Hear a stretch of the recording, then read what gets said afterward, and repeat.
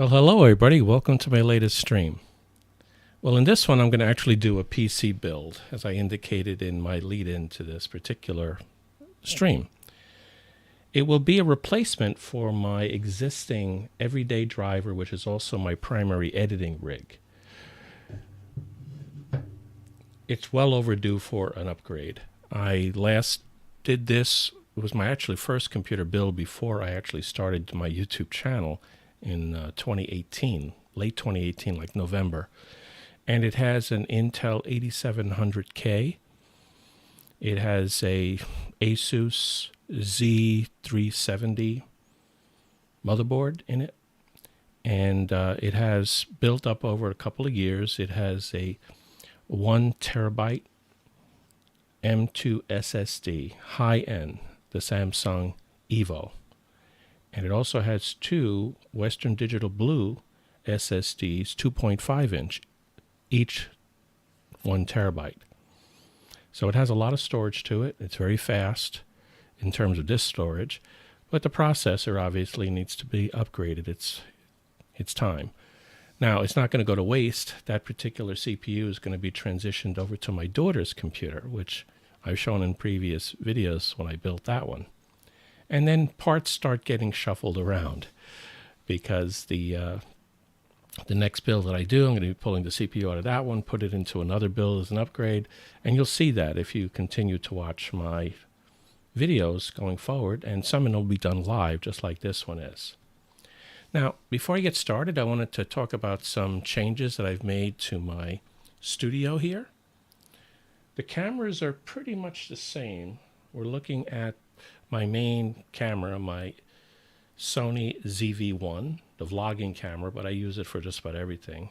And I make all of my videos for more than the last almost a year now using this camera.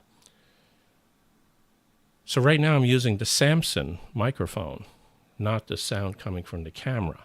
I do have a lapel mic on, so what I'm going to do is sometimes switch over to the lapel mic if I'm moving around a lot and I want to be able to show things that that need to be shown a little more accurately. And I'm afraid that I might not be able to be within mouth reach of the Samson. So for example, this is how that would sound.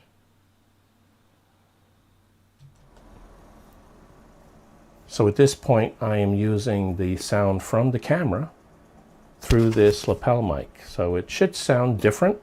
It still should sound pretty good because it's the same exact way that I do my videos that I've put up for most of the last 2 years. The lapel mic is my mic of choice. I'm just now switching over to these dynamic mics, and I also have a condenser mic, and I do have a lot of other equipment I haven't put to use yet. You know, that'll be saved for future videos. So let me go over the parts. Oh, let me finish going over what I have changed. So in addition to that, today I have, well, first let me show you the cameras I still have.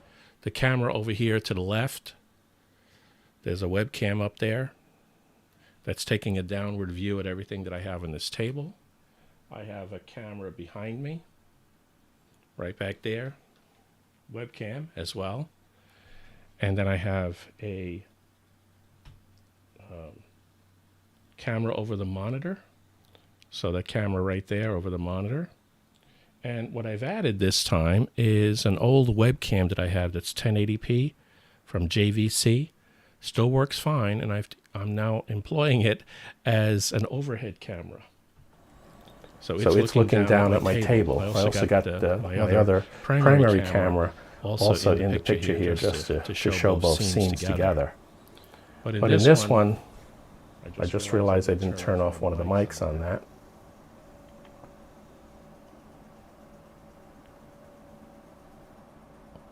Sorry about that. The sound might not have sounded too good for a few seconds there, as I had two mics on. But now I just have the lapel mic one on as I'm looking down from the overhead. And what you see here is the motherboard of this new build.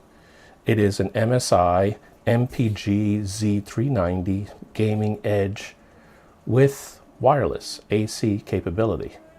Don't know if I'm going to ever use that, but it's on the board and came with it. I got this board, this motherboard, really, really good price from Micro Center. So I just couldn't turn it down, along with the fact that the CPU I got also got an extra $20 discount. And the CPU that I purchased for this particular build is one that I've always wanted to have.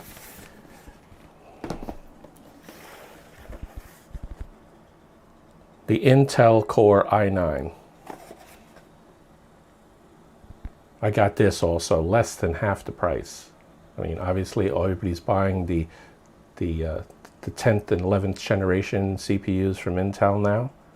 Of course, you know, this one doesn't compare to the core count of an AMD processor, even the one that I have in my backup rig, but it does pretty good. So I think it'll be perfectly well, it'll do perfectly well in my primary PC. In addition to that, the memory that I got is memory that I pulled out. I originally had put into my backup editing rig. And that memory is this Oleo, can't pronounce it, I apologize. And I have a total of 4 sticks of 8 gigabytes each. So 32 gig of RAM is going into this, which is the same amount of RAM, by the way, that I have down on my, my main editing rig today. Eventually I'm going to put 64 gig in both of those PCs, but for now it'll suit me just fine. This will wind up using all 4 slots, though, that's available on this motherboard. Then I'm going to upgrade the 1 gig network that's on here, that came with this motherboard. There is no 2.5 available that I could find at a reasonable price on an Intel-based motherboard, so I went out and bought a separate adapter. This is the Rosewell 10 gigabit network card. And I've already got my network set up to support that, so it should do just fine. I've also got the cooler. The cooler that I bought is a Cooler Master all-in-one cooler, 240. So 240 millimeter, 2 fans, 120 each, and it is RGB.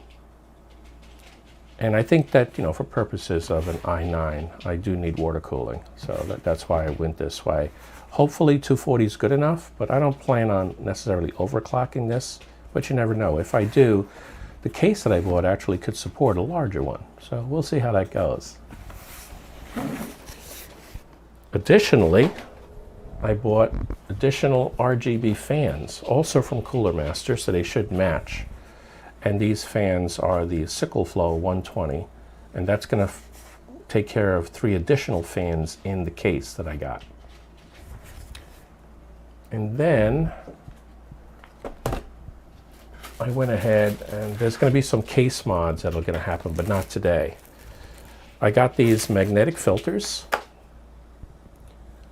Right? Now, I'm going to be modifying the case so that this goes on the front of the case.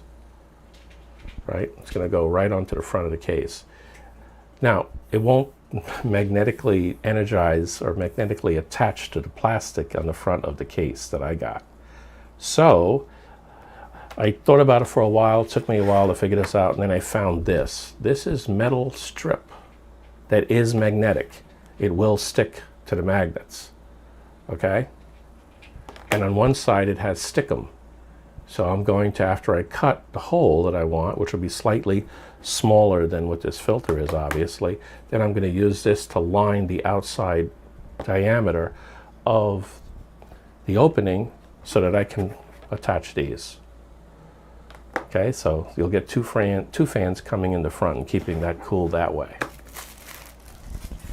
In addition, another case mod one is the motherboard supports a USB 3.1 using a USB-C, but unfortunately the case does not support it. So I went out and bought this little cable, and this cable will support that. On one end it has the motherboard connector. It goes right into that special USB 3.1 for USB-C.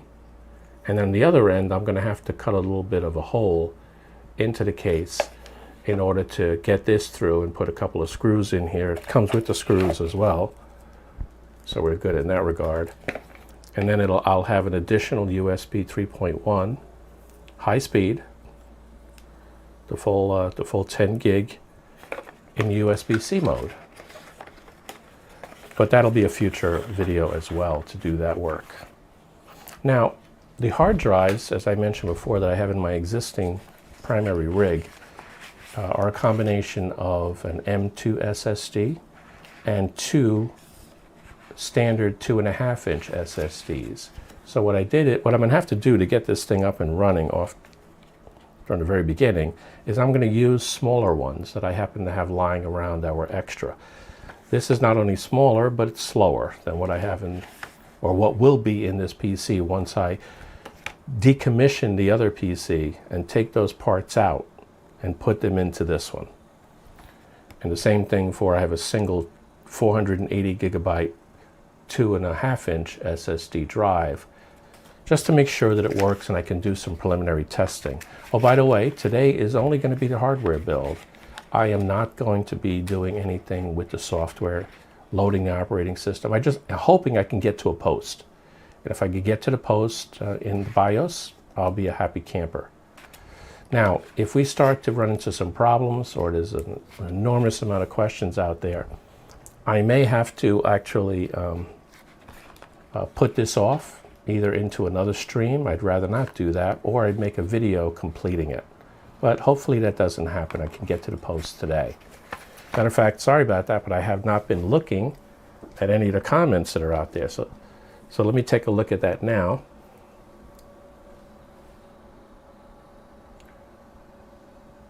Okay, I see Catherine Anna Hauserman.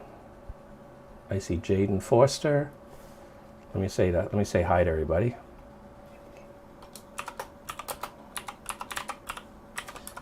I haven't programmed these responses into my streaming deck yet.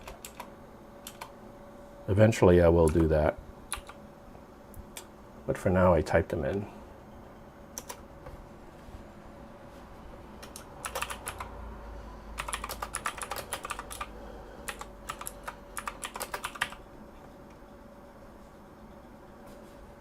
Does everybody hear me okay? If you could let me know in the stream, in the comments that you can hear me.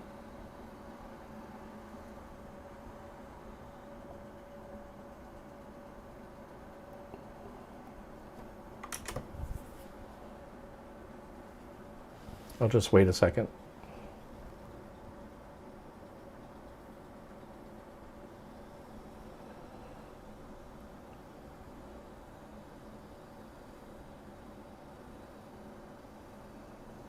Okay, I see the sound going out, so hopefully there's not a problem. Let me know if there's a problem with hearing me or not. Wow, I got up to 9 people watching. It dropped that just for a minute or so, and then people have dropped off. Okay, so I think I've covered all of the internal parts for what I'm going to be doing here today. Oh, good. Catherine says she can hear. Let me talk about the case. Now, the case that I got was upon recommendation.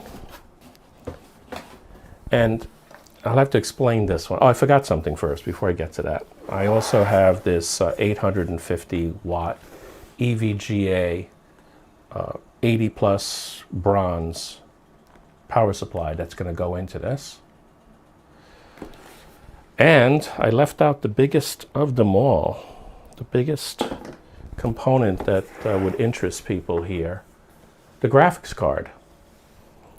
Well, do you remember, if you looked at one of my videos, I actually had a graphics card that I took out of that, right? It's one of my 3000 series cards that I wound up buying by waiting on the lines at Micro Center. Well, the one that's going to go back in here is the one I took out of there. I put it back in its original box. So we got the EVGA RTX 3080. This is the XC3 model, which means it has 3 fans on it. It's a very big GPU. The XC3 Ultra, right? This is actually the first card that I got waiting on the lines. It was the second time I tried it, as you may recall if you looked at some of my other videos. And it was my first 3080 as well. I later got the second 3080, which is now in my backup rig. So that's what's going into this one. And then also I have a nice mechanical keyboard that I'll be putting on this as well. And I forget if this comes with a mouse or not. I'll have to make a decision on that, whether or not the mouse is included. I forget. But we'll find out when I open it up. But now I can talk about the case. So the case, and again, I have to explain this because what I wanted was a case that I could put my, I know some people are gonna laugh at this, but I wanted to be able to put my, a couple of things that I have in the 5¼ inch bays, including a Blu-ray writer, which I do use from time to time for special purposes. So I wanted something that I could do and have that be used without having to buy another one of those. So I bought this Be Quiet. It might be better to look at it from another view.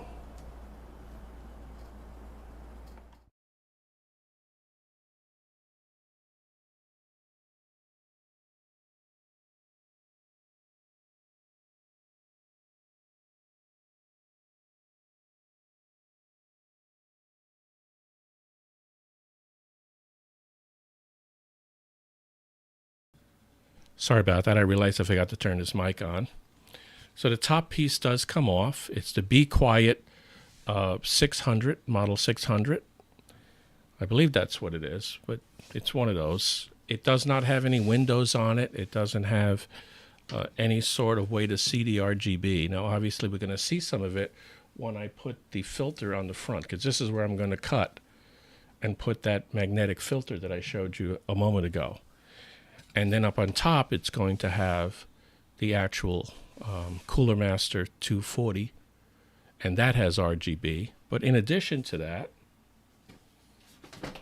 I'm going to take my Dremel and a few other tools, and I'm going to cut a big hole here on the side of this case. Now, this particular case has a lot of sound dampening to it.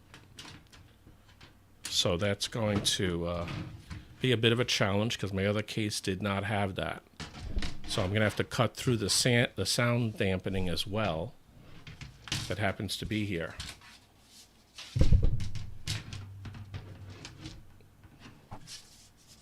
It's nice cushion stuff here on the side here. So I'm going to have to cut through that. But I was going to use the same plastic side that I had used that I made from my original build, the one that's downstairs right now. That's what I was going to do.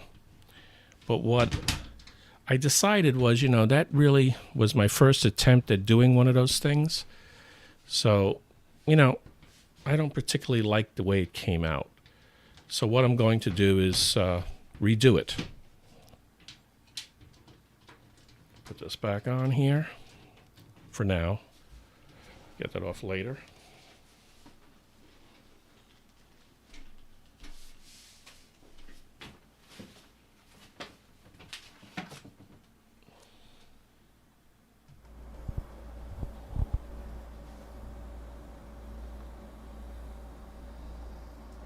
Okay. I went and bought another piece of plexiglass, and I bought the right tips for my Dremel that will allow me to do the job a little bit better than I did last time. I'm going to take an image of my professional engineering emblem that's personalized by the state of New York, and I'm going to put it on one side of this so I can in reverse order. So I'm going to print it in reverse, and then I'm going to do a cut. But that'll be a separate video that I will do sometime in the near future. That's, again, a major case mod that I want to do for this one.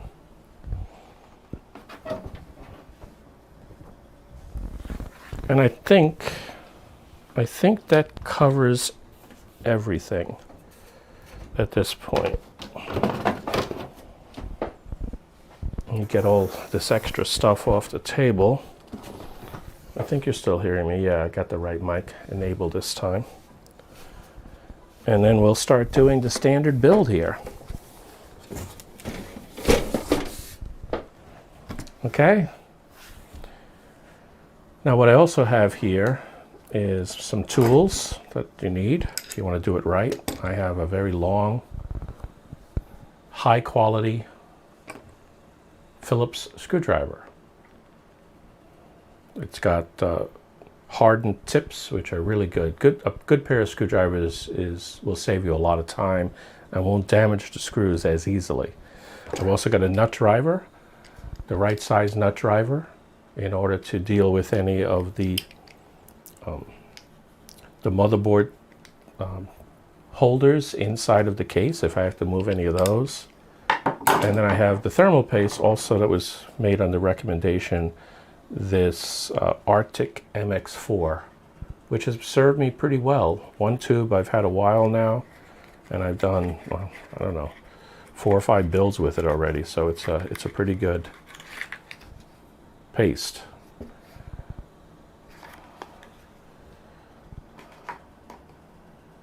I'll be putting links down in this bottom of this video once it's been uploaded automatically by YouTube, and along with some updated notes to cover some of the things that we did that might be a little bit different than I expected. Okay, so with that, do I have everything going now? How's the chat?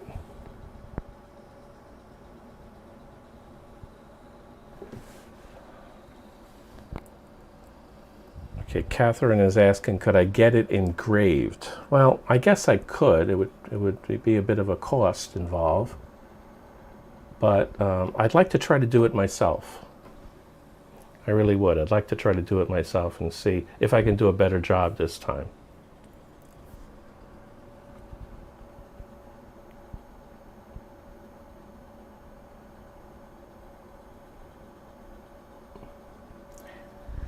Yes, Jaden, that card, that graphics card is massive, as I showed when I put it into this particular build over here behind me. It's, believe it or not, it's not as big as that Gigabyte 3080 though. That one is actually bigger. I was able to get away with just moving over the panel that case came with to hide the cables. However, with putting in this Gigabyte 3080, I had to completely remove it. So the Gigabyte is probably about 30 millimeters longer. And it is heavier too.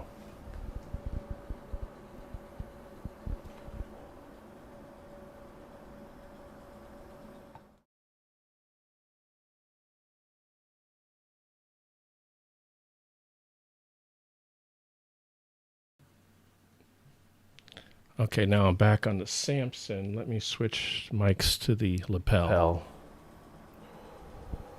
Okay, so now I'm back on the lapel microphone. So hopefully if I turn around, you won't lose the sound. I mean, these, you know, mics that stay in one place are great for the sound when you're sitting there just doing a talking head. But when you're doing a lot of things and turning around and having the multiple screens that I have, it makes it a little bit more challenging. So the lapel mic is more reliable in that regard.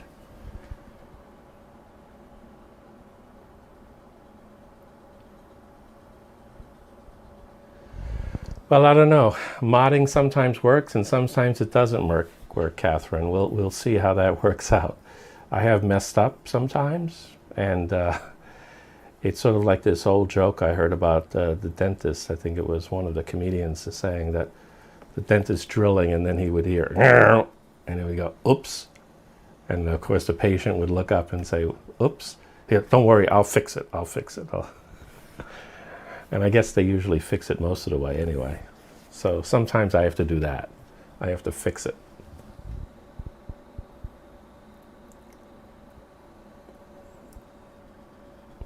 Okay, let me get the motherboard out and we'll do a regular build here.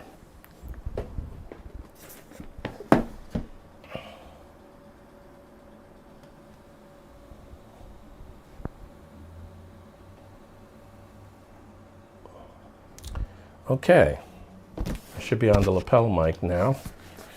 Let me open this guy up.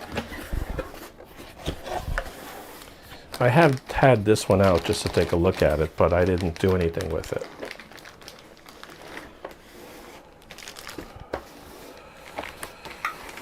Let's see, what does it come with? A manual. Always read the manual. I talk about that in the 10 mistakes video that I did a while back. The biggest problem people run into is not having the manual handy and reading it before they do certain things, like trying to attach the front panel connectors. Oh, a bunch of labels, like for cables and such. Thank you card from MSI. Oh, look, a nice MSI sticker. Feels like it might be, it's pretty thick. I'm not sure if it's metallic or not. It bends pretty easily, so it's probably just plastic. Hey, look at this, a DVD. I can't believe they still give those things. But I guess sometimes they do, huh?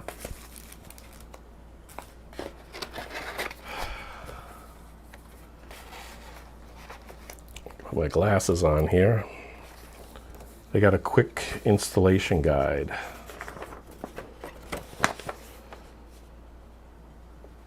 Looks like it's primarily for AMD. Oh, and on the other side they have the Intel, but they don't show the level of detail that you really need. Put that aside. And of course you always get these cables. This is RGB cables. Female and a male on each end. Of course, 2 SATA cables, one with a 90-degree bend in it and the other one without. Of course, yes, the I/O shield. They still give you the adapter for installing and connecting up 2 video cards. That's surprising. But this board was released a while ago, probably when that was something that was still a thing. And then the M2 screws. So I will leave the M2 screws out. I need those. I don't think I need anything else right now. So I'll put that all back except for, I'll leave the manual out in case I need that. And I'll put the rest back on the side here. Let's take this motherboard. I got a nice anti-static, which another recent video that I did, the anti-static mat. So I got them all set with that.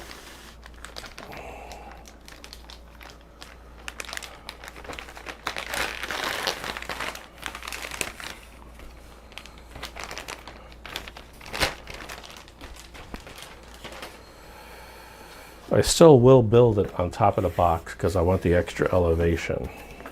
And that is anti-static as well. So let's take a look at this. I wish this had an attached I/O shield, but I guess that wasn't in the cards for this price point.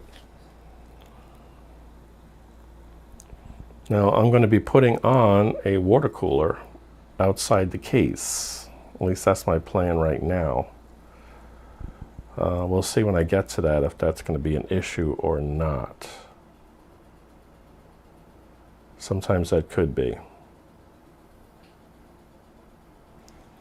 I'm going to have to check the standoffs to make sure they're in the right place with the case before I put this in here.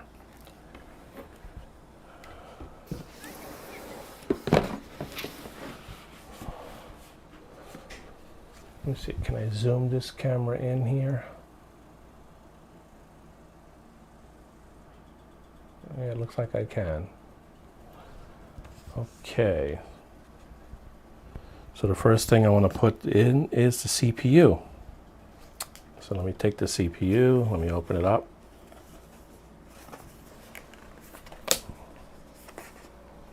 This has never been opened.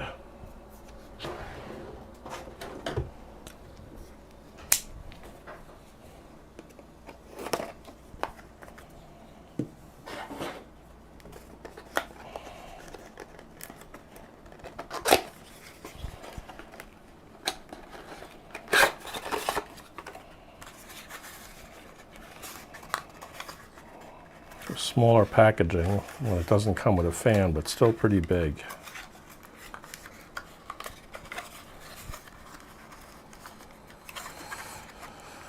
I was told by family members, that's why I put the camera up above, not to put my head underneath the camera anymore. So that's what I'm trying to do here. So here's the CPU. Let me double check to make sure it's what I expected. Yep, an i9 9900K Intel Core 9. So we're good on that front.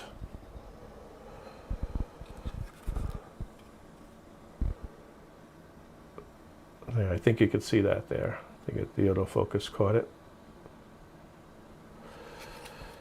So the first thing I do is open up the socket for the CPU. So we take this and you know what? I'm going to put an additional grounding strap on.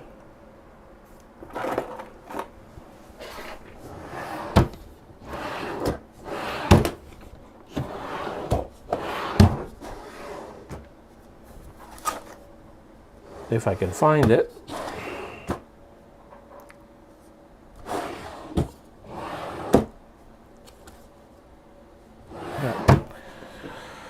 I can't find it right now, so I'll be very careful with this. I am going to keep my hands, my forearms, everything on the anti-static mat, and then I'll open this guy up. So you push this down, and then push up.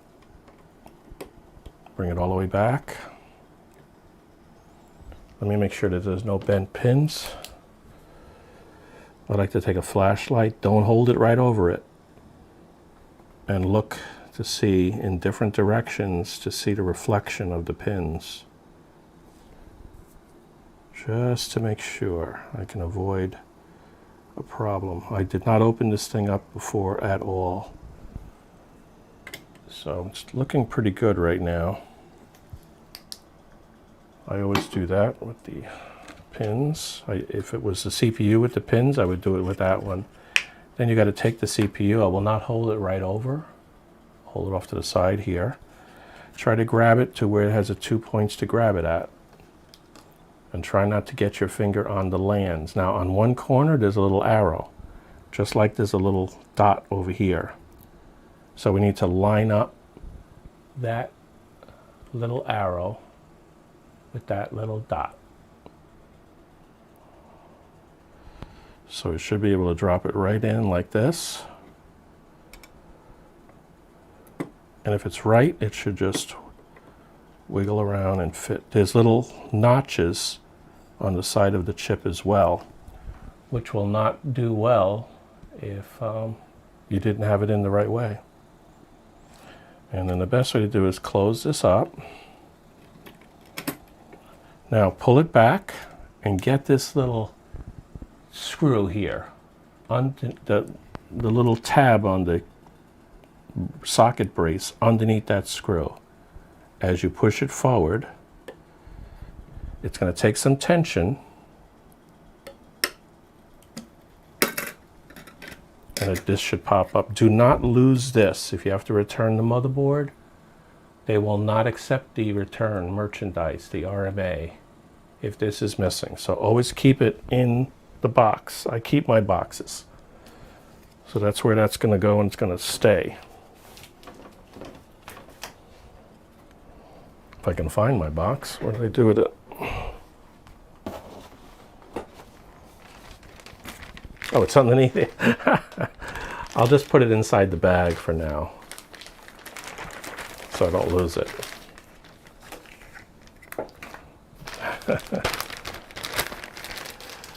I'm going to blame some of my mistakes today on the heat.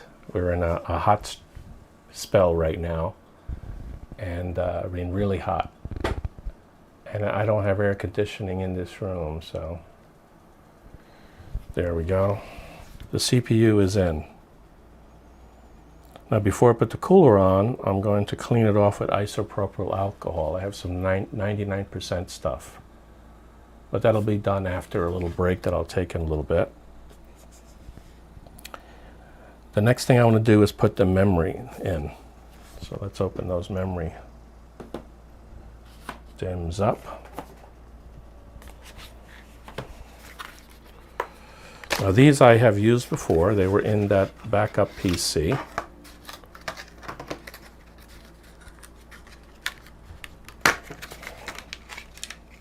So I know they work. This oleo memory. Now you'll notice that it's not, the notch in the center is not centered along the entire width of the memory cell.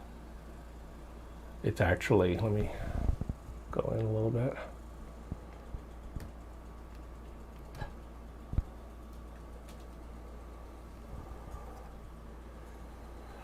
There's a smaller land on this side versus that side. Back in the old days of my computer technician stuff, the little gold things are called LANs. The entire set of them is called the LAN, the card LAN. If you look at the socket, you see the same thing. You see one end shorter than the other. So the DIMM has to go in. Now it doesn't matter which ones I put them in this case. I'm putting all 4 in. So that makes it a little bit easier. So I'll just start from this far end. I'll make sure all of them are open. Yep. And I'll start at this end here.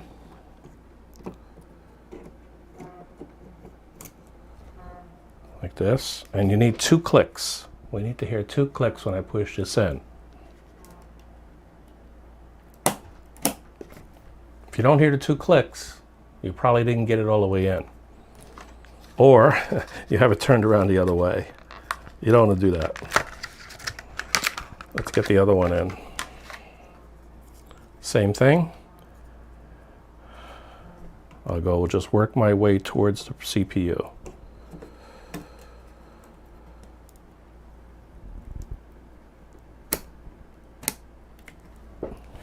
How's the comments doing here?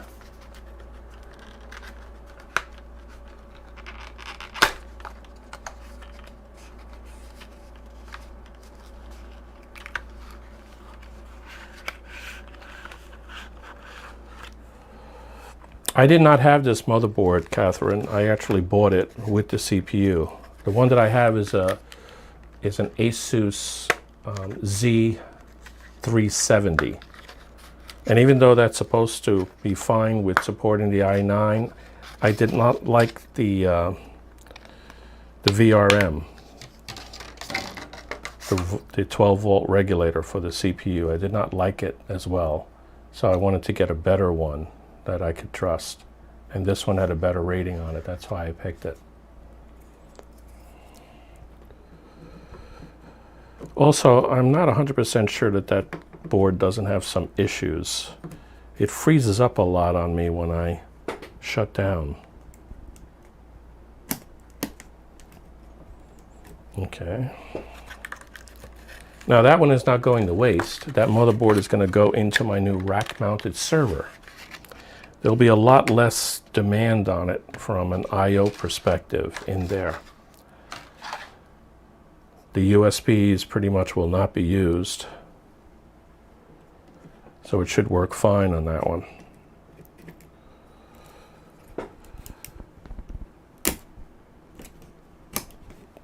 Okay, the memory is all in. We got 32 gig of memory.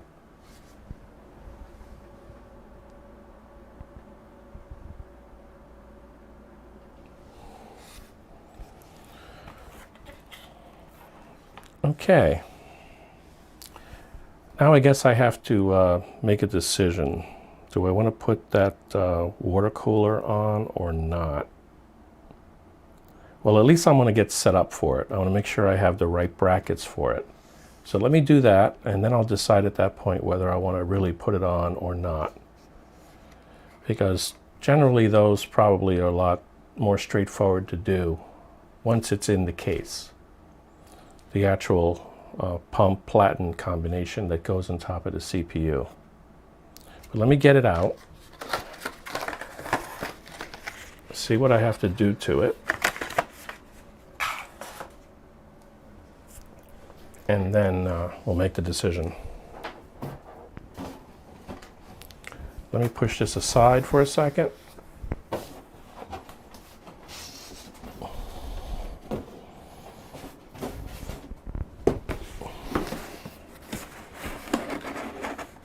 It came in this really low frills box. I was surprised by that.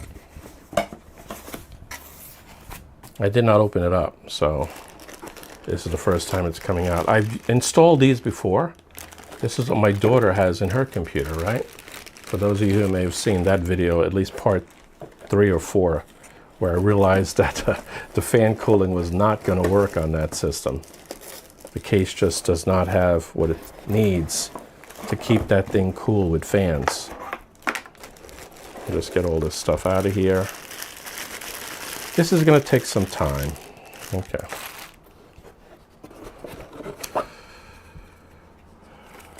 I'm going to need the instructions.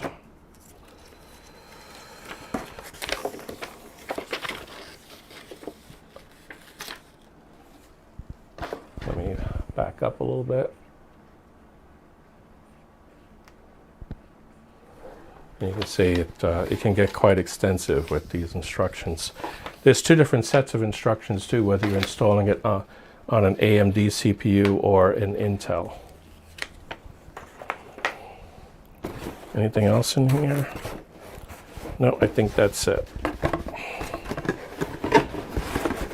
I got this on sale too. I believe it was Newegg that I got this on sale on. Really, really good price. I bought it even before I had this build in mind because I could not resist buying it at the price it was going for.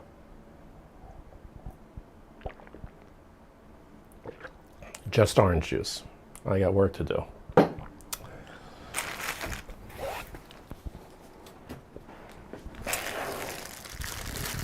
Okay. Always remember to take off this protective little plastic on here and also clean it with the isopropyl alcohol before you put it on.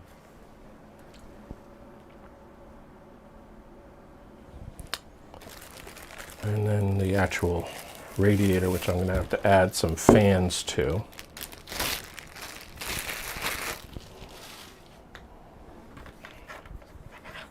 We got the connectors for the fan power, actually the pump power, which is only 3 wire, surprisingly, and the RGB.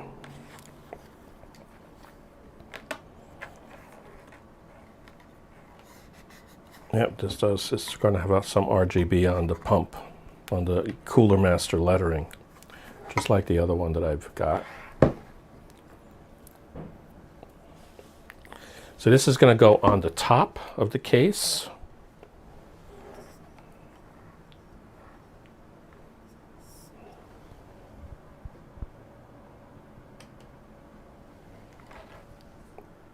Like this, and then it's going to connect up to the, actually it'll wind up looking this way probably in the case, and it'll go in this way. So the fans are going to have to go on the bottom of this thing. The fans can go on either side. They better, yep. So I'm going to install 2 fans on there.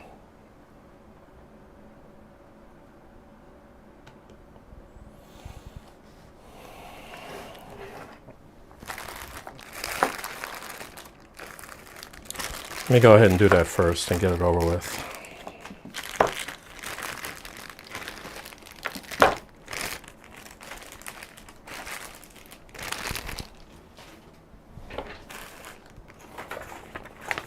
I know Intel builds are not ones that you see a lot of, at least not on an 9th generation, but this is a very affordable computer for me in terms of the prices. I wound up paying probably just under half the price for most of these components.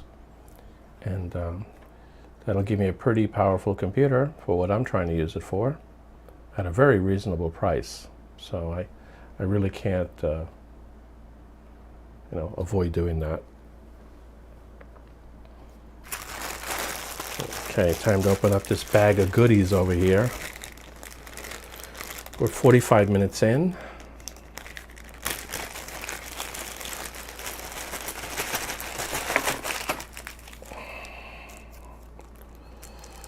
a lot of stuff. Let me put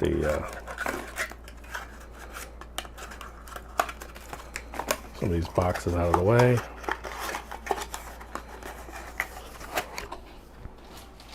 A lot of RGB stuff. I probably don't even have to hook up the RGB at first. This is an adapter. It's like a 3-to-1, it looks like. Yeah, it's got 4 connectors, so it's a 3-to-1 for RGB. Standard RGB, 4-pin, 12-volt RGB. Here's the bracket. Where are the fan screws? Those are the things to install it there. Those are for the pump.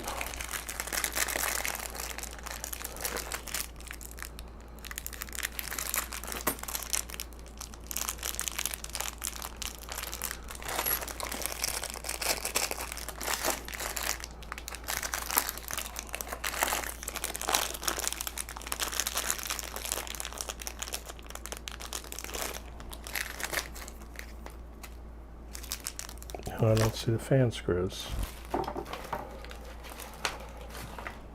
They're probably mixed in here and I don't realize. Definitely not that. Definitely not that. Nope, definitely not that. Not these brackets. Not the splitter for the fans. Nope. Nope, nope. Nope. I guess this is it. Yeah, these are the fan screws. Yeah, these are the fan screws right here. It scared me for a minute, like I didn't have these. But they have to be long screws like this in order to go through the fan and into the radiator, right? Let me not fling them all over the world here. Oh, I got a knife right here. Let me cut into this thing. For some reason it's being stubborn. Is there 8 of these here?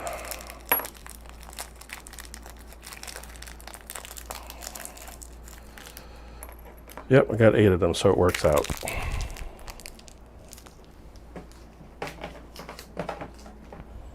Now, we're going to want these fans to blow out. And the way it works is the end that has the griddle on it, or the plastic piece, that's where it goes. And if you look carefully, chances are there's little arrows around here too somewhere that say the same thing. You know, I don't see them, but that is the way it goes. So we want to put them in this way so they blow up and out, right? Up and out of the top. Now we got to be careful about the arrangement of these wires. So I want to put those toward the back, right? And that way, and chances are I'm gonna have to move them around. Inevitably, whenever I do this, I get it, first attempt, I get it wrong. I don't know why, there's something about them. So these go right through here, all the way to the other end, and I'll do it with my fingers to start.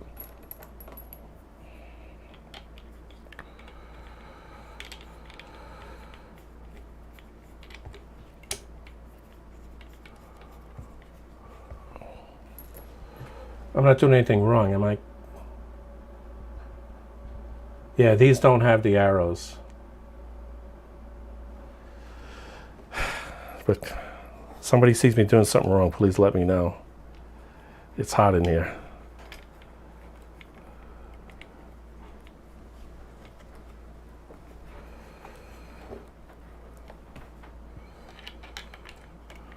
Yeah, I really don't see the arrows on these. They don't even have the Cooler Master label on the hub. I was surprised by that. They took those off. So I guess they're just keeping it low.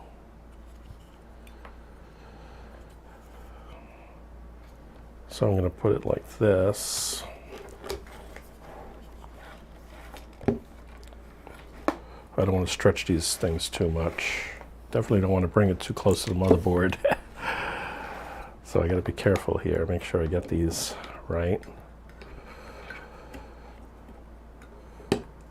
Get the first one in and I'll be good.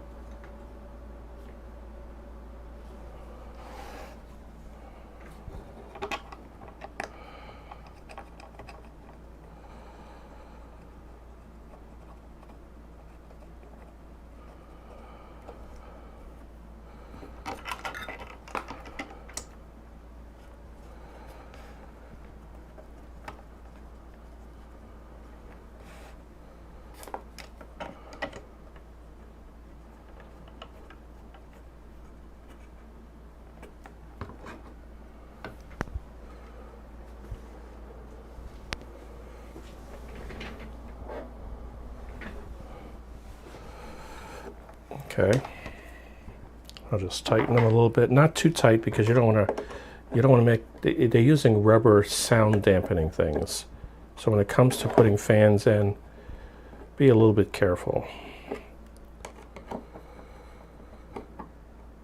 Just extra snug, and that's about it.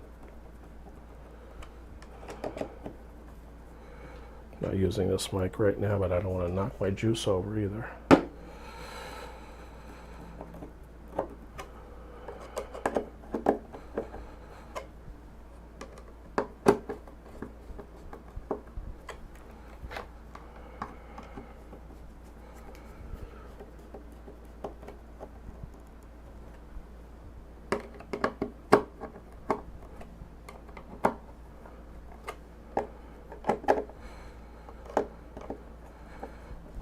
This part of putting an AIO in is pretty much all the same.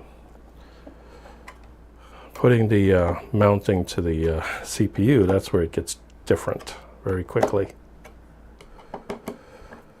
Or the CPU bracket.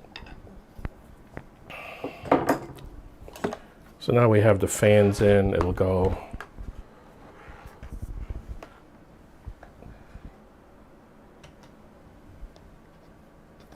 in this way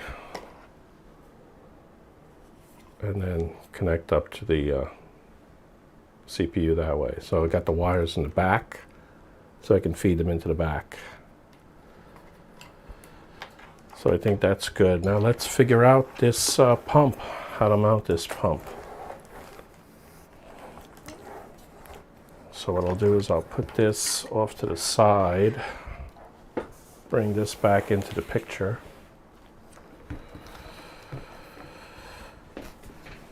And we'll see how we can get this in here.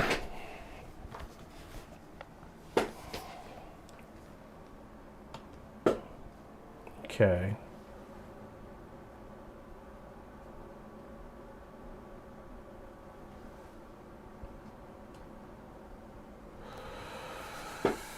Okay.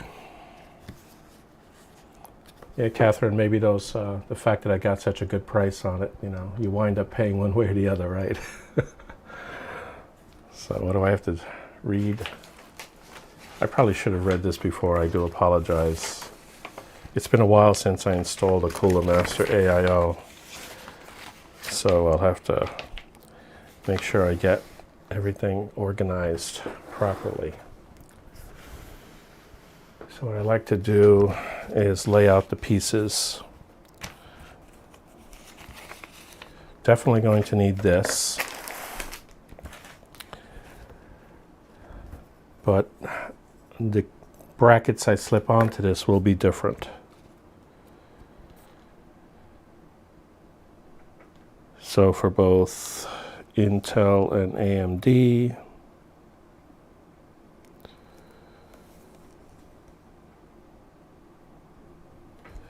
definitely going to need these two as well.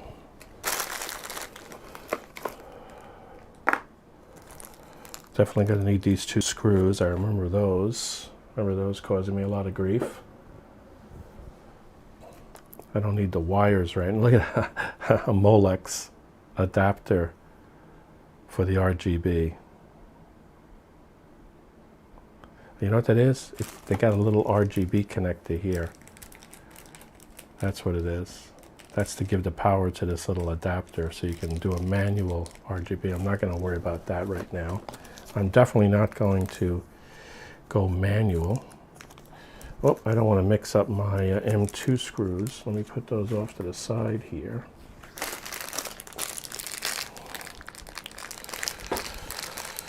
And this one says LGA 2011. These little adapters. I'm not doing the LGA 2011. They put those on the side too. I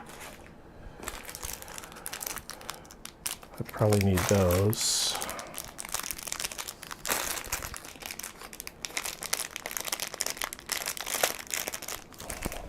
I don't remember these. This must be something new with these Cooler Master. They're like little clamps downs to apply the pressure to them. Okay, I don't need the wiring right now. These screws are definitely involved. I think those screws are involved. I don't need this. Okay, so I think I got everything here that I need to worry about. They start off going through all the other stuff before they start talking about mounting the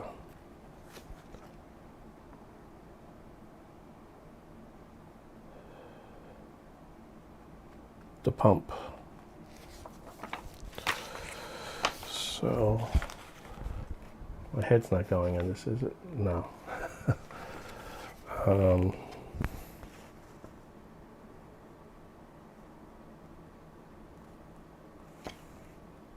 Those are the ones I just put over there, so I don't use that. Let's go by the numbers. Number 1, number 2, and number 3. I think I got those already set. Number 1 is laying out all the pieces.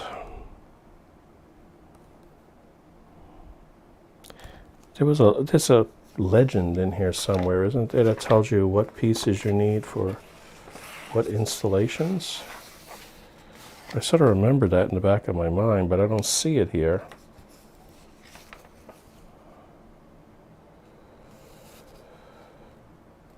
It's all AMD on this side. Oh, it's Intel and AMD on how to wire it. Yeah, the wiring doesn't matter. AMD socket. The AMD socket looks like it has these brackets. Right. This is not an AMD socket. But let me see. Where's that legend?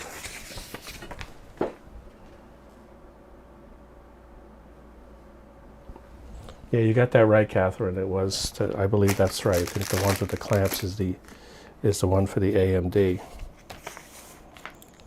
But they used to tell us which ones of these went with what.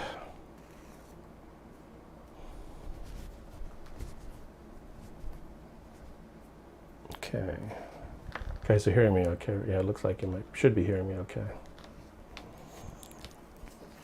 Sorry it's upside down to you. Let me get past this and I can show it.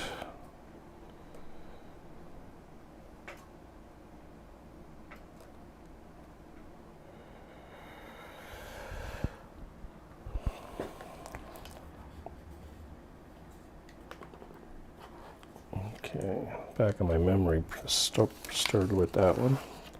Okay, let me just go. I already did that, I already did that. The parts are not going to be helpful at all. I have to go by what's in the letters that are in the picture now. So for the Intel 1150X, 115X, that's to mount it to here. They talk about putting the paste. I'm not going to do that yet. I want to get this all ready first, and anything I have to do to the motherboard, and then I'll put it in the case, and then we'll put the pump on top and hope for the best. So we got to put these brackets. So for the Intel, we got to put these brackets here. This is important. These little brackets have to go onto the sides of the pump. That I remember. So let me take the pump. What they're talking about, you see these holes here? There's 3 on this side and 3 on that side. Well, these brackets have to go on there. Like this. And they're going to be tightened down, so they got to be on this side. Right, that's what the picture is showing, right? Although these pictures are notoriously bad in terms of telling you exactly how to get it in. There's 2 different holes, whether it's an LGA 1151, that's in this little thing. So the holes that are closest to the center are the 1151. The holes that are further out are for the other type of Intel sockets. But that's when we put these other pieces on, which we're not doing right this moment. We do need these. Let me do one step at a time though first. It looks like they have to, this has to go like this. And there should be 2 little screws that are needed for that.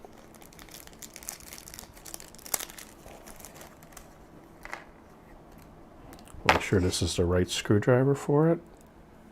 That will work, which is my preference to use this screwdriver. So we will put these little screws through here.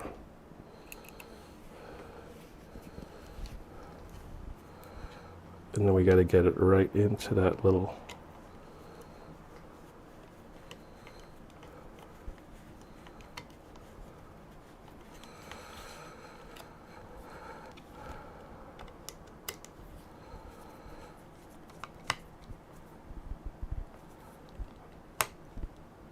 snug.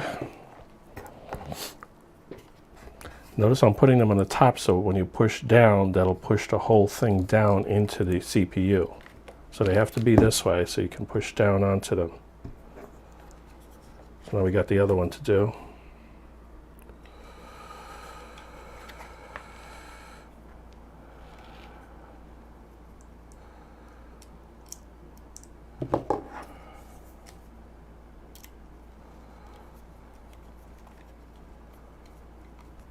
Yep, that's it.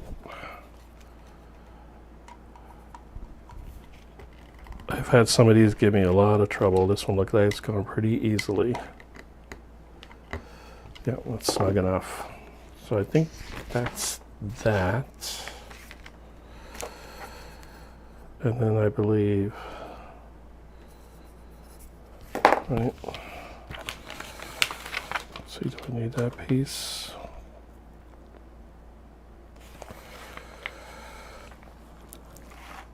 So that's the C, and this is the Intel, whether it's 2011 or 1115 is the same. So that's B, C, those screws, those 2 little screws, L, yep, 2 of those that I did. They look just like the picture too, the 2 little screws that I put in there. Tighten them up, got the 2 holes, and then they're telling you, they simplified it. That's what they did. They really did simplify it. This is different than my daughter's. This is definitely different.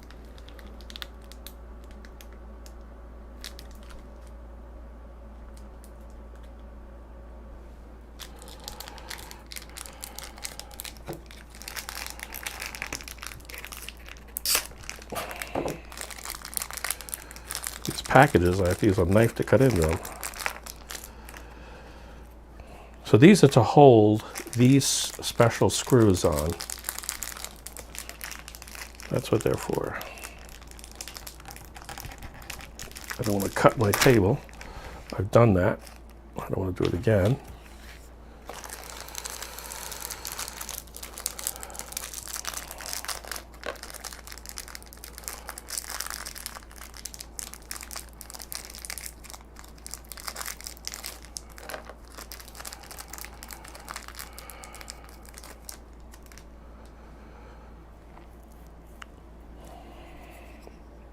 So this is going to go on the back of the motherboard. These screws will be held on by these little plastic tabs.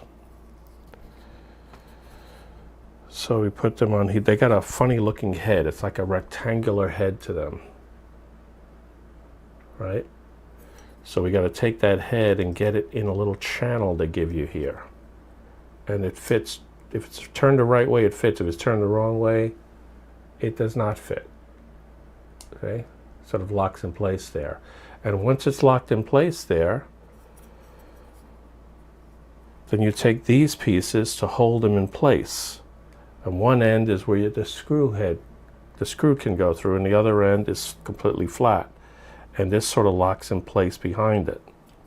So there are 4 of these.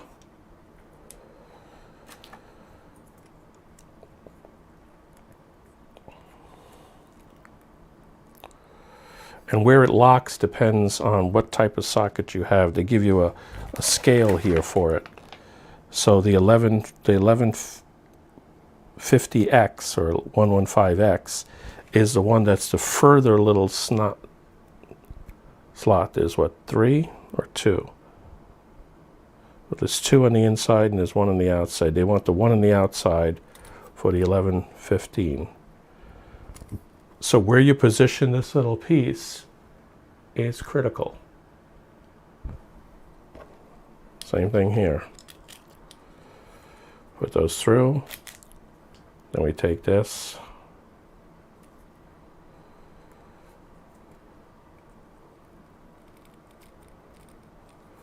We got to get it right in the right spot. Right there. And the last one. And we get it right in the last spot. Now this is ready to go onto the bottom of the motherboard. I'll lay this on the side for now. I don't think any of these other pieces are needed. Well, this one is needed because that's going to screw down from the other side, right?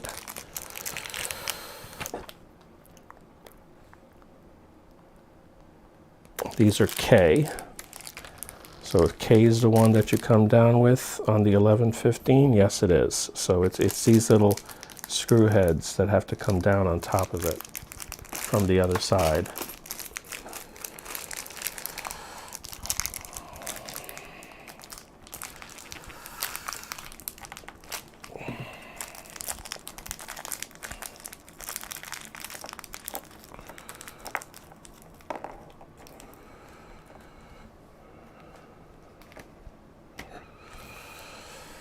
See, any comments here?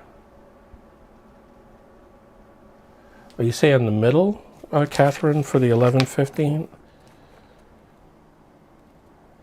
This one shows 3 little tabs, and it shows the one closest to the end as the... Oh, you're right. You're absolutely right, Catherine. Thank you. It is the middle one. I misread that. So you got to go to the middle one of the 3. Perfect. Thanks for saving me some aggravation on that. So you just push these into the middle of the 3 little tabs. That's for the 1150X, 115X. Thank you, Catherine. That saved me.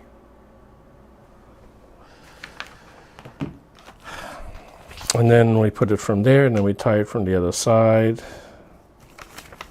And they tell you how to screw them in cross mode like you're doing tire studs. And then that should be it, I think, at that point. The rest of them looks like it's all LC120E or AMD. Okay, so I think that's all we need to do with that. These are the ones that are going to go, right? These will go onto the top of this when I screw them in, right?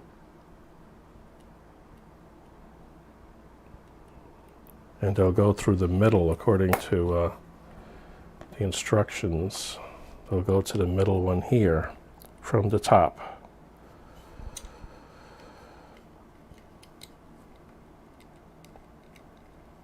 Right? That's what I believe I read there.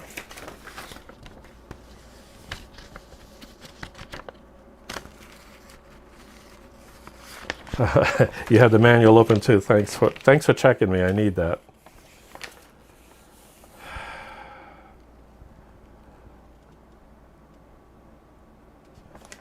Literally in the heat of battle here because this room is hot right now.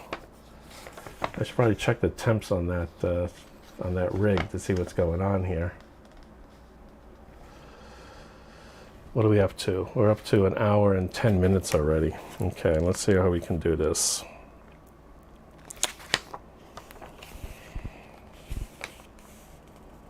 I saw the breakdown there it is. I saw it there. The one that's further in on the bracket is for the 115X. I thought I saw it that way. Okay.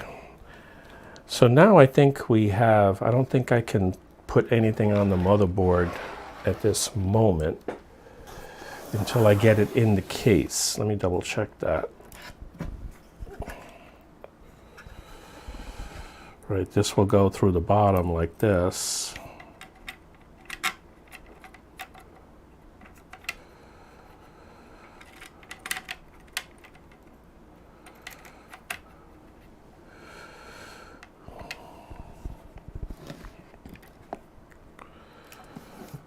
Should sit down pretty close to level because of the memory.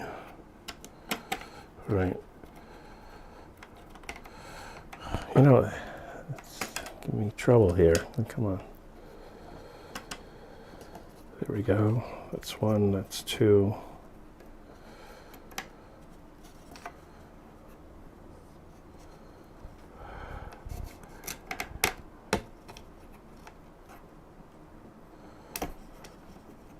Got 3, 4. That's like that. I guess what I could do is put masking tape across this if I really wanted to hold it in place. But I couldn't, I don't think I have any handy though. Yeah, I do. I have some masking tape handy.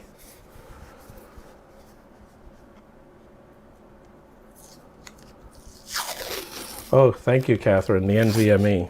Yep. Let me put this in here like this to hold it in place.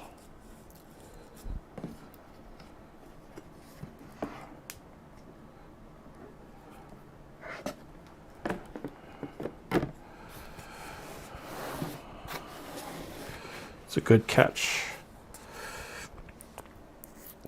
Which NVMe do I want? I think it's usually the one closer to the CPU, right? It is the SLI bridge, that thing that allows for 2 video cards to be able to nearly double the amount of graphics processing capability. The newer cards that come from most of them don't even support that anymore. But let's see here.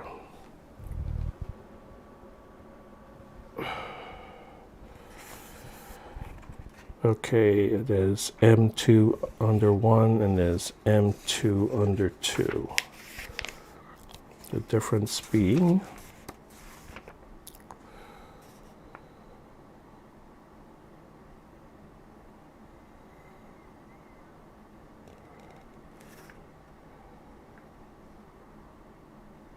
M2 under 1, M2 under 2.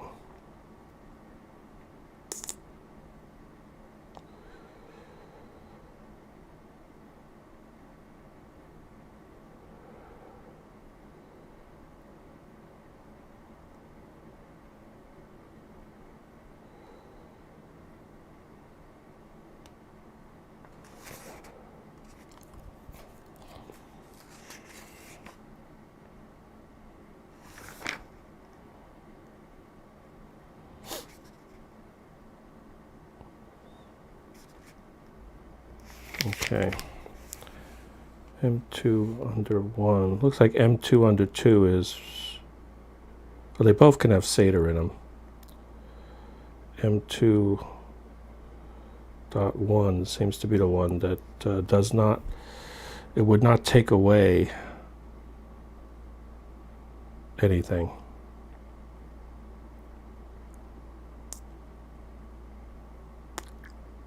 You got to be careful about that, you know, which one takes it away. It looks to me like it's I want to put it in M2 under 1. Does that sound right to you, anybody online who might be looking at the manual at the same time? So the M2 under 1 looks like the one that I want to do. The M2 under 1. That's what it looks like. Let me go to the detailed specs here. It might tell me more about it.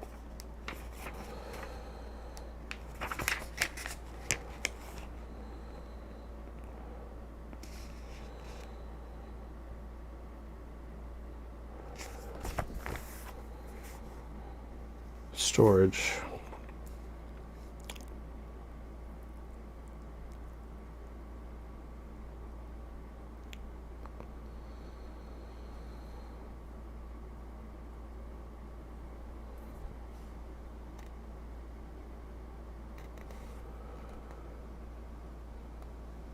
The M2 slots share with SATA ports.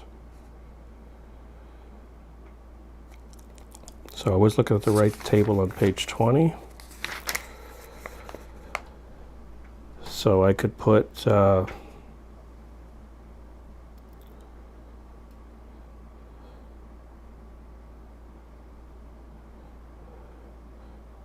if I put the one that's in M2 under 1, I don't have any conflicts with any of the SATA ports.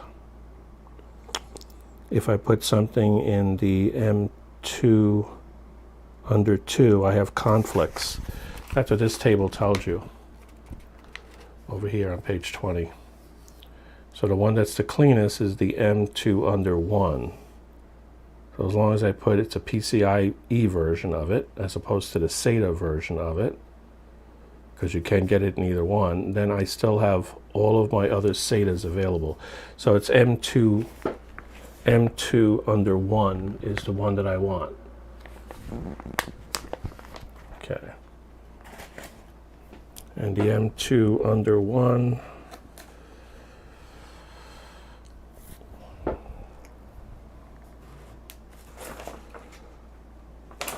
where did I put my flashlight? There it is, behind my orange juice.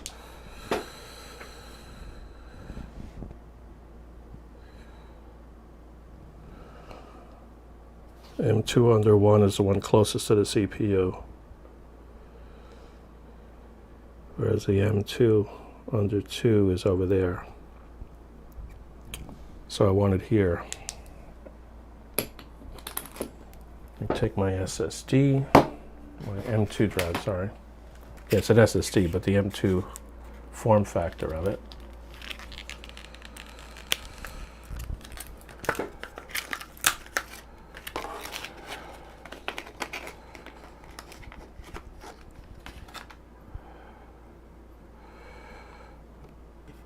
We don't have this in the right place, so I got to move it over.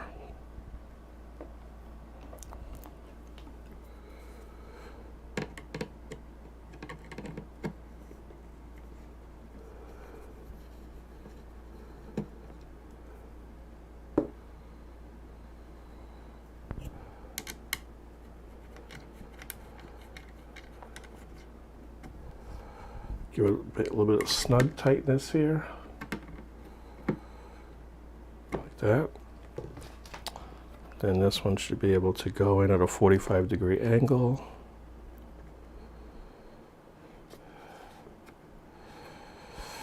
I'm not going to put a heat sink on this one right now, but I will in the final version. So when I put it, the 1 terabyte one in, I will put a heat sink.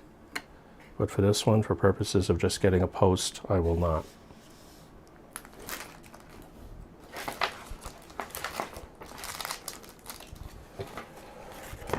Where'd I put those? There they go. My M2 screws.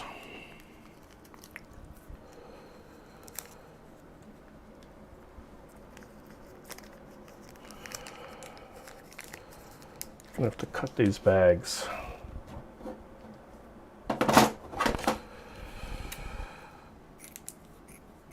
I thought those would come off, but they don't.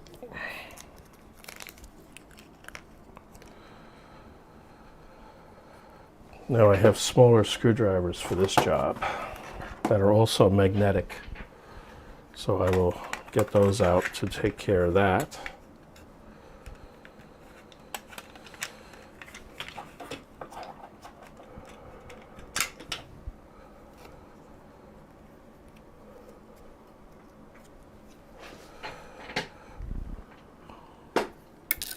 Whoops, dropped it up.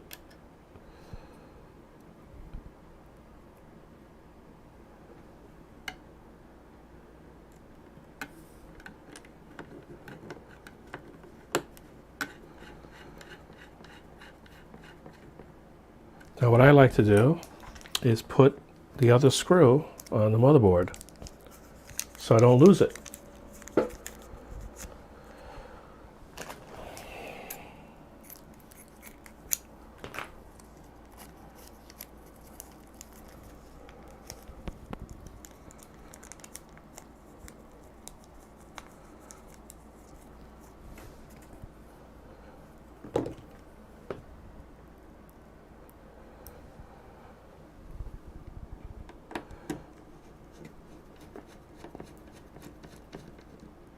That way I know it's there. If I wanted to add a second one, I have it, and I won't lose it.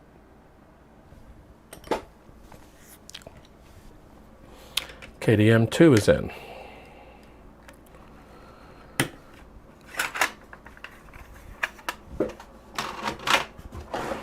Let me get all this junk out of the way. I don't think I need any more stuff from the cooler. So I'll throw that all back in a bag here so I don't lose it. Close my knife. Okay. Close the instructions. Throw that in there too. We'll put that off to the side. Put that off there.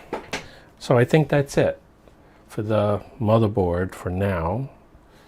Got the M2 on.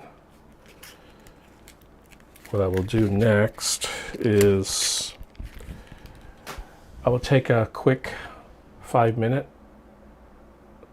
so that I can go get myself the isopropyl alcohol, and I'll be right back.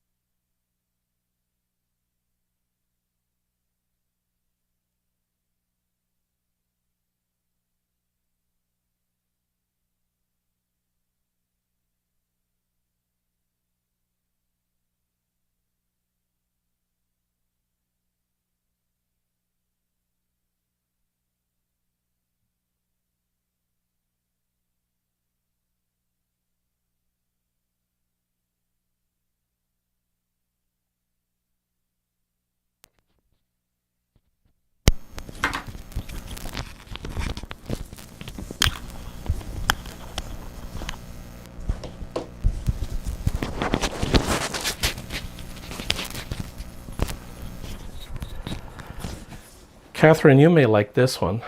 I think the cats locked me out of the room. I had to go and get one of those bedroom door unlockers because I couldn't get in. I guess I must have hit the thing by accident and it turned or something, but I think the cats did it. They're trying to get me out of here, I'm telling you.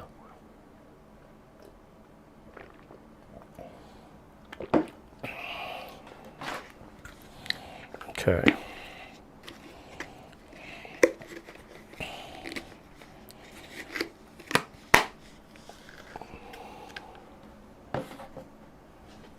Okay.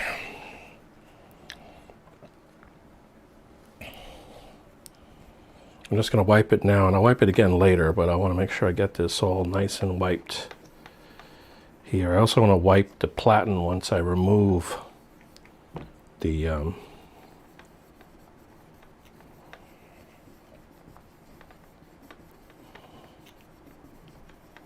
that sticker from the bottom of it.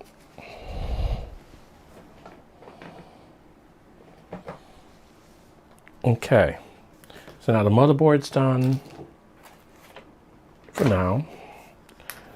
The cooler's ready to go. And now I just have to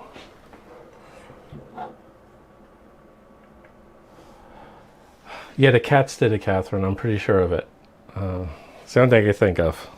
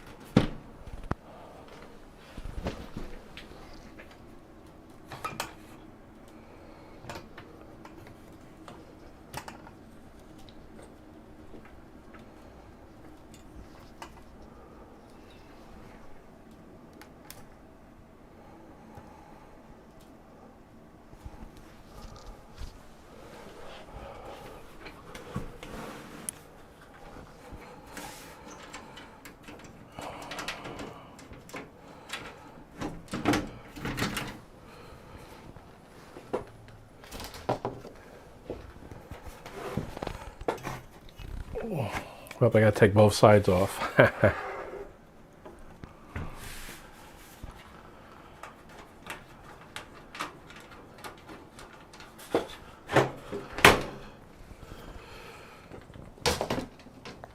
Otherwise I can't get the box of goodies out that I need.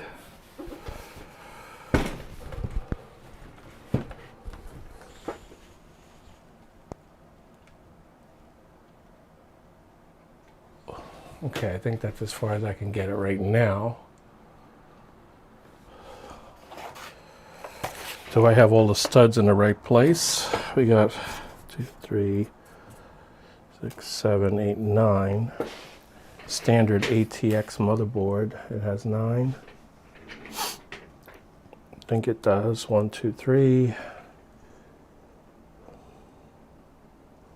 4, 5, 6. It's got just a little stud here on the middle one to line it up, and then the other one. So it's 9 and 9. But before I do that, some people are going to disagree with me. I know it, but I like to put the power supply in first.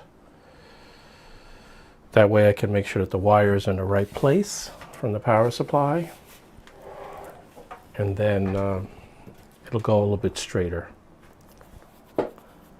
Down to only 23 minutes left.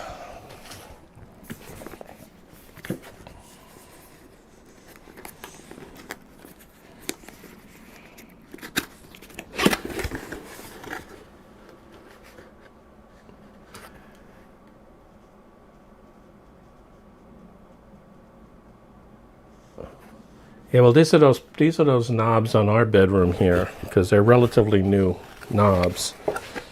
You have to use a pin. Matter of fact, I still have it in my pocket, the key. I'll have to remember to return it back where we keep these things later. But it looks like this. And at the tip of it, it's got a little, like a little screwdriver. So a little screwdriver would probably do it too. And that's what I had to do, stick it in there, catch it, and turn it. So you agree with me, the cats probably did it, right?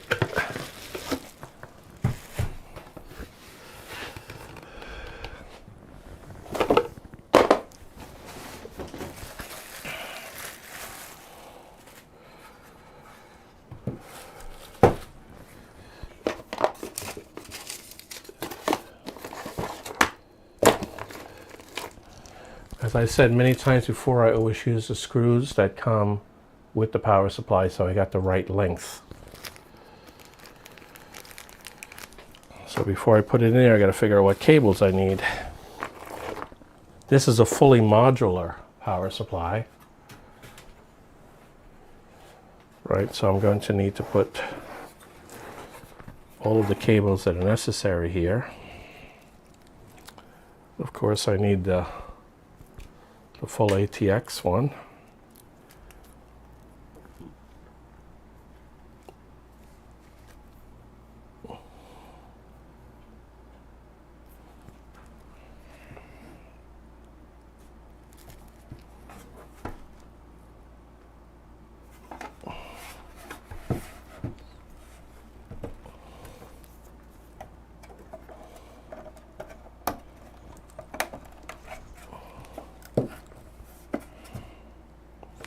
Going to need the 12 volt. How many do I need for this motherboard? I need a 12 and a 4, an 8 and a 4. Do I have an 8 and a 4? Or 2 8s? What is this one? CPU. Hopefully I have 2 of these.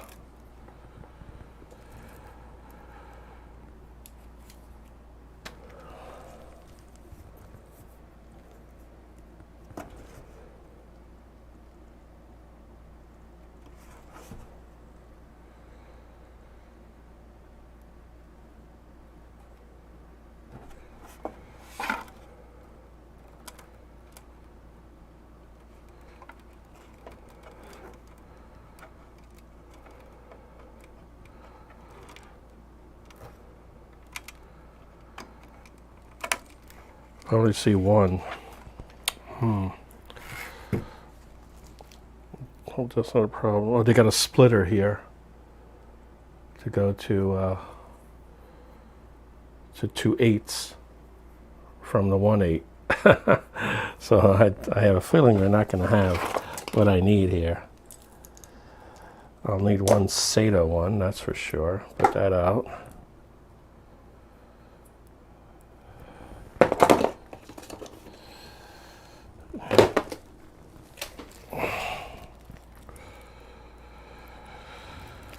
VGA wise, I believe I need 2 VGA cables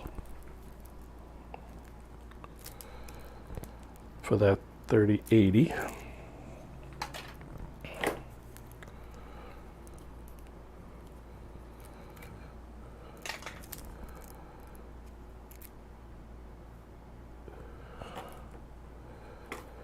Okay, got 2 of them there.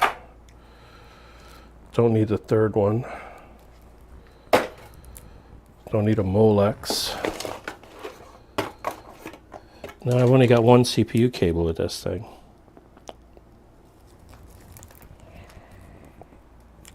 Don't like doing that, but that's all I got.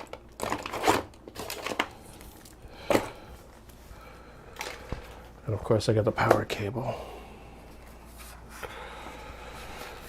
So I'll put the 2 VGAs.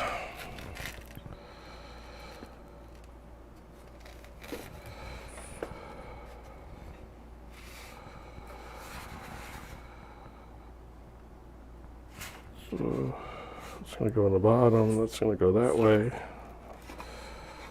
Okay.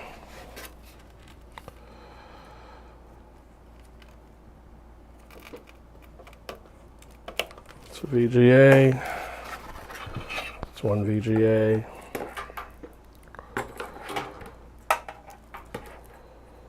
It's 2 VGAs.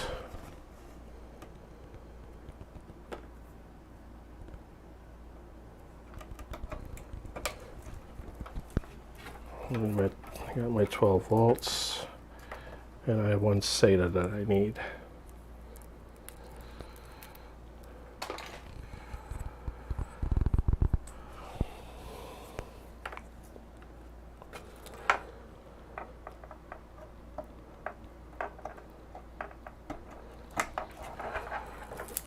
I think that's it. That's all I need.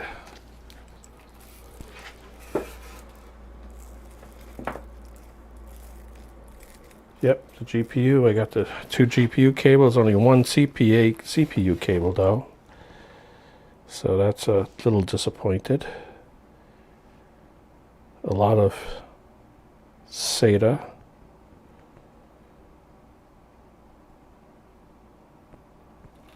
General peripheral ones.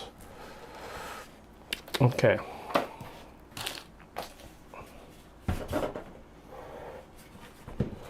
There is no shroud on this case. Okay. So that's something I have to keep in mind as I do this. It's going to go in with the fan down as usual.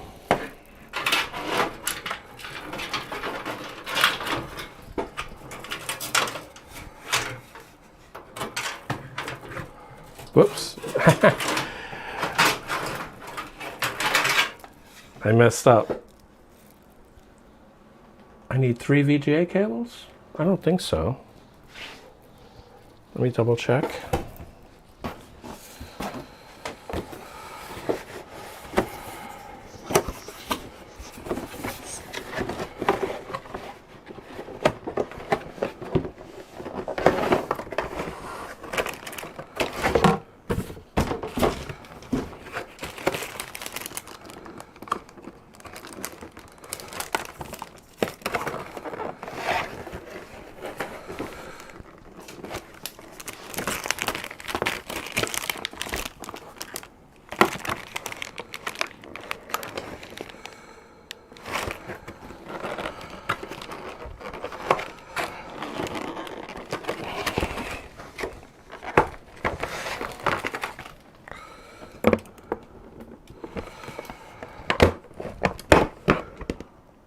No, it's just 2.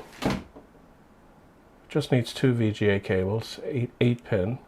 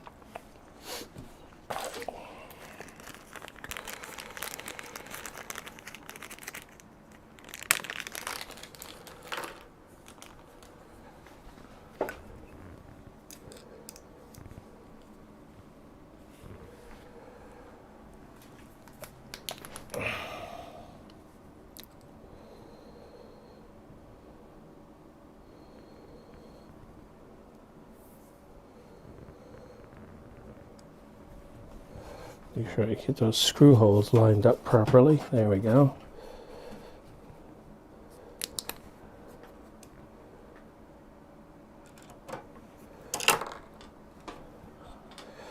Keep the screw on the screwdriver too would be nice, right?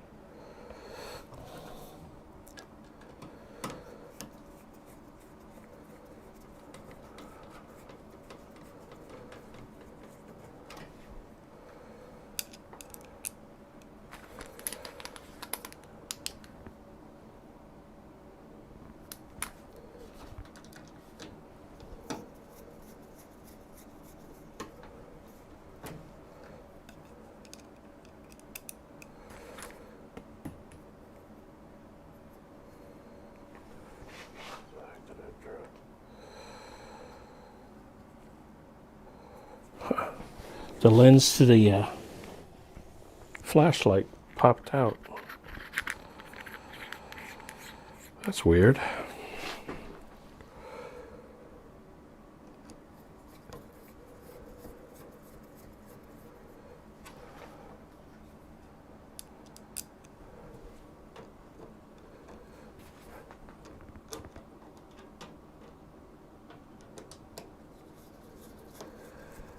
Okay.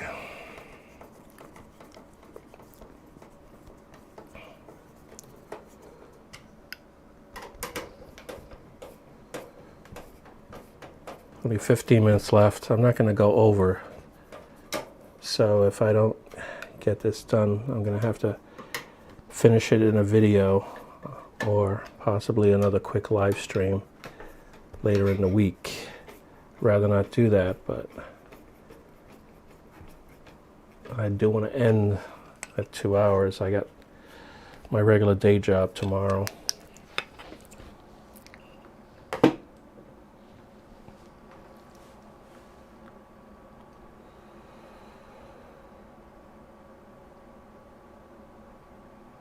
Yeah, I'm the guy, info for any time. I'm the guy that camped and posted a lot of videos about camping at Micro Center. That's how I got the 3080. Although that one I didn't have to camp for. In December, I just had to arrive like 6 o'clock in the morning to get that one. Things were a lot easier then.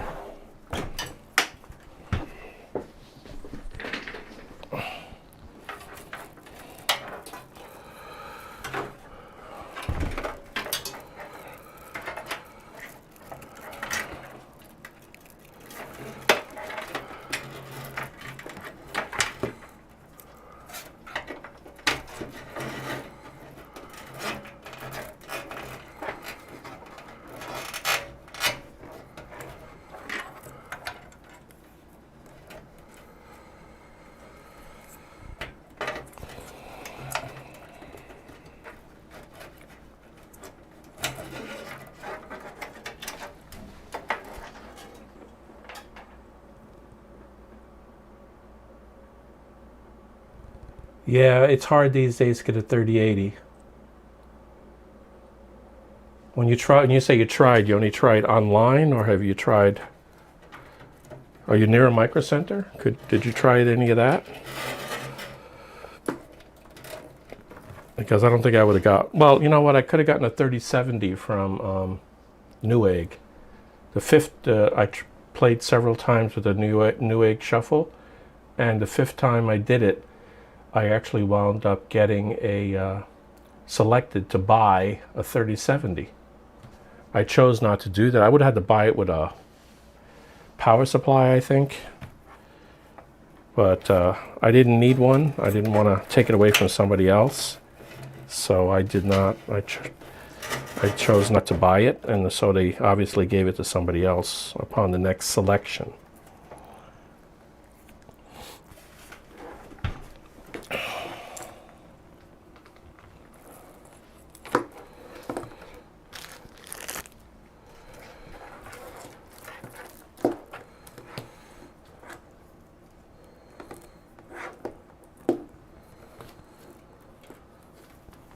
Let's see how long this 12 volt one is. That's always the one that worries me the most. I want to make sure that there's only one place to plug it. It's pretty close to the back of it, so that means I should have some slack there. Let's see, if I come up around the top like this, that's the main reason one of the main reasons that I decided to do the power supply before the motherboard, is so I can get that cable on. The rest of the cables you can deal with in the normal way, but that one for the 12 volts can be a real challenge.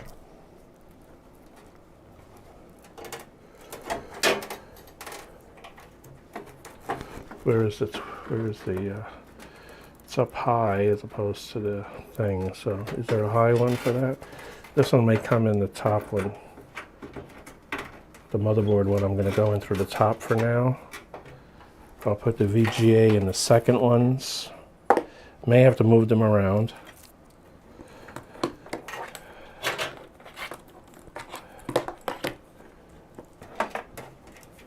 That way I have a good starting position for it, and then I'll leave the other one's just sitting in a drive cage for now. Then I can put this whole thing down. And I can try to get the motherboard in. Can I shift this thing over so you can see it?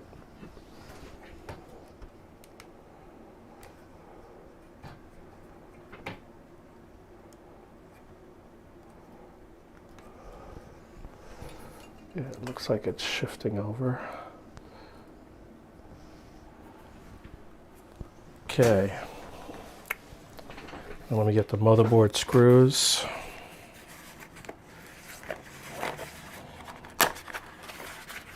Opening up this little box of goodies here. 10 minutes left. If I can get the motherboard installed, I'll be happy.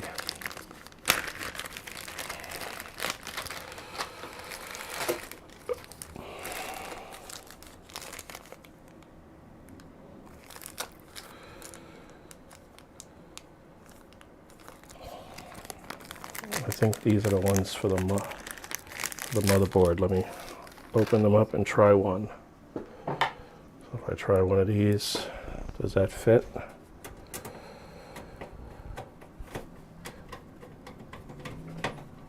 Yep, that's it. So those are the ones for the motherboard. Looks like I have 3, 6, 8. So they left the stud one off. So it works out. Let me put the I/O shield in first, right? Don't forget that. The motherboard box is underneath this, so I gotta take this up for a second. Put that down. Get the I/O shield out of here.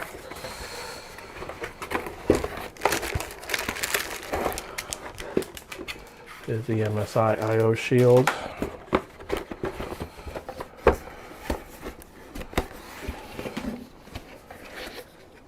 Never had an MSI motherboard before.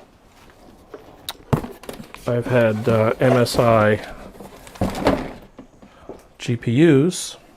My daughter has one, 1660 Ti, and it works fine. No complaints about that.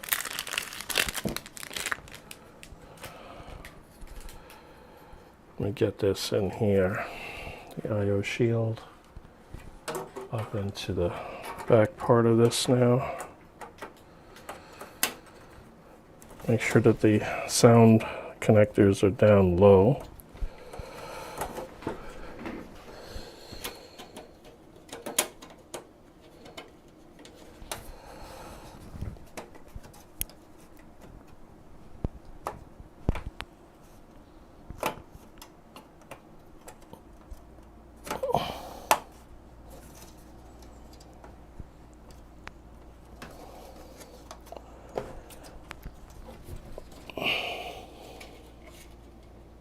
It looks like it's in. Does that seem like it's in? Yeah, I think it is. Looks like it's in now.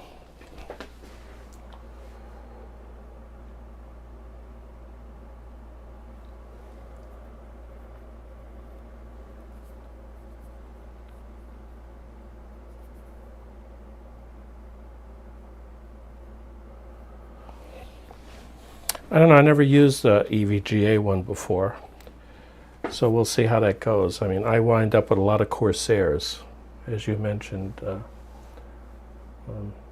info. So we'll see.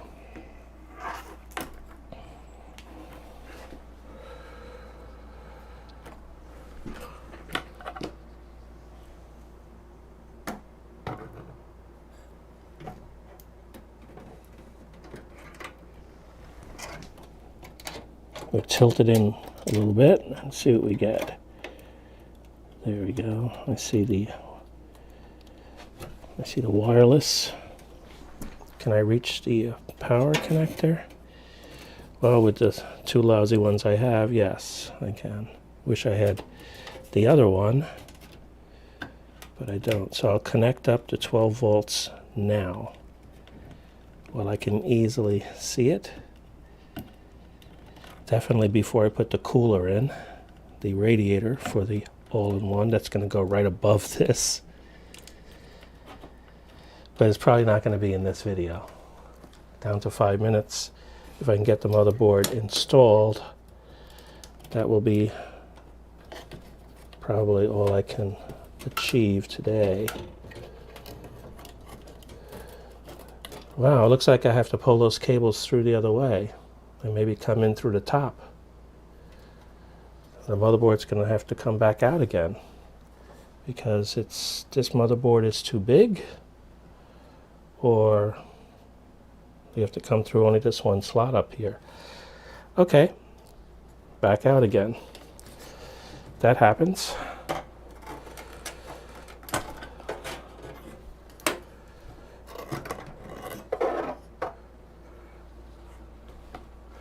And I have to move these. Make sure I don't crush the motherboard. These have to be moved to the only place that they would easily go. Actually, I can use one of these drive bays to get the ones for the graphics card. I can put those through here for now. That's probably how they'll wind up too. Yeah, that's probably how they'll wind up.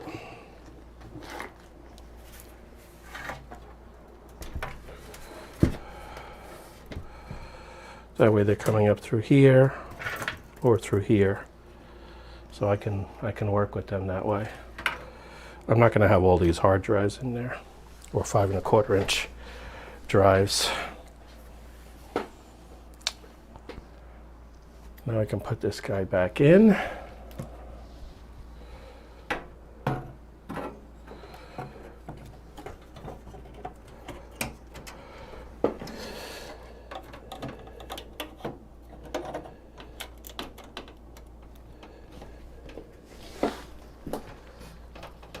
That's more like it.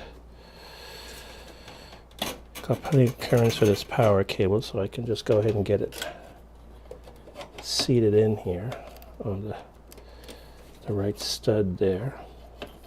I know my head's about to get in the way. I apologize.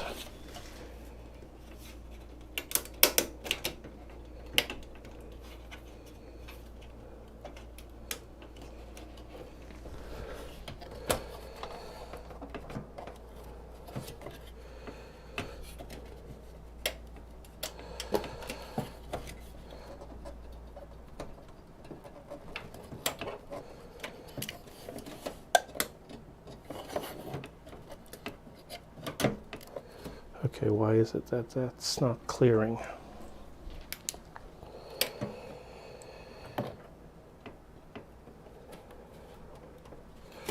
It would help if the IO shield's all the way in, wouldn't it? Maybe that's my whole problem. Hold on. Take it back out again.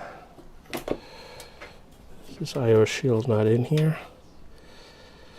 Nope, it's not. This end was popped out, and the bottom. That doesn't help.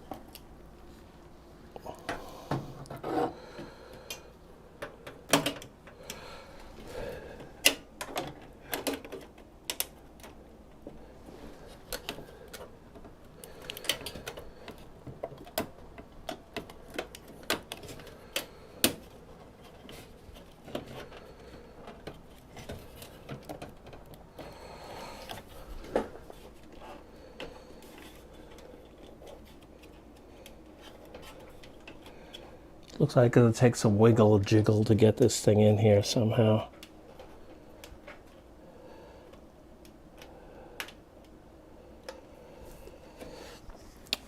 So what I'll do at this point is I'm gonna decide to bring the stream down.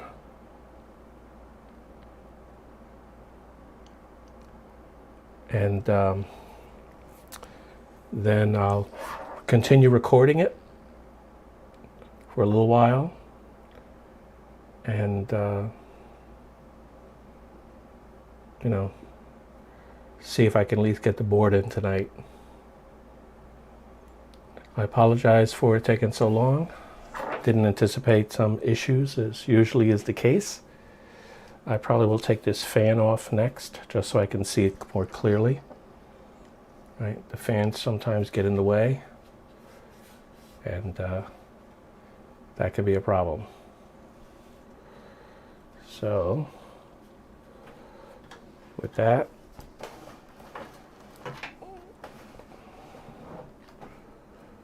there we go. That was a better view there anyway.